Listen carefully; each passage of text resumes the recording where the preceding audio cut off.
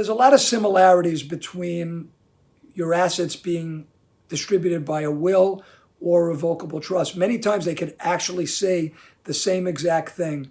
The major reasons people do revocable trust over wills, it's really two reasons. Number one, you want to avoid probate. Probate is different in every state, but probate could be very costly and time consuming, where you have to go to the court and end up moving assets outside of the person's name into various other categories, whether it's to the beneficiaries, whether it's to trust. While if you do a revocable trust, you avoid probate. The assets already have a titling, and that trust will dictate who gets those assets. The second major reason is privacy. When you die and you have a will and it goes through probate, it becomes public information. And by it being public, a lot of people don't want people to know after they die what kind of assets they have and where those assets are going. So if it's inside of a revocable trust, you have much better privacy. It's not out there in the public domain. Well, again, a revocable and irrevocable trust could have similar provisions in them. The name actually tells you a lot about it. A revocable trust means it's revocable.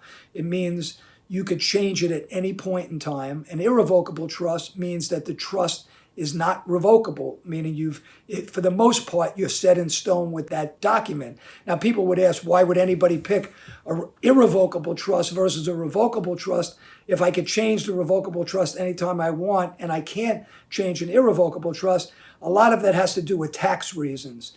Anything that's in a revocable trust is still, in essence, controlled by you, so it's still part of your estate. So you can't really move assets out of your estate to your children in a revocable trust because the IRS is going to consider it as if it's yours and it's going to be part of your taxable estate.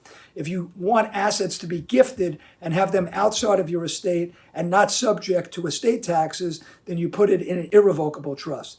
Now, even though a trust is irrevocable, generally you could have the power to change a trustee. And if you don't like the trust, there are provisions in different states where you could potentially either sell the assets from that trust to another trust or actually have the trust modified to meet your needs and desires. One of the things you do need to be careful with is that if there are beneficiaries in one trust and you're now changing the irrevocable trust to have different beneficiaries, the trustee has a fiduciary obligation to those beneficiaries. And if you're going to be disinheriting some beneficiary in lieu of another, you have to be very careful that litigation couldn't be brought against you as the trustee when you're doing that.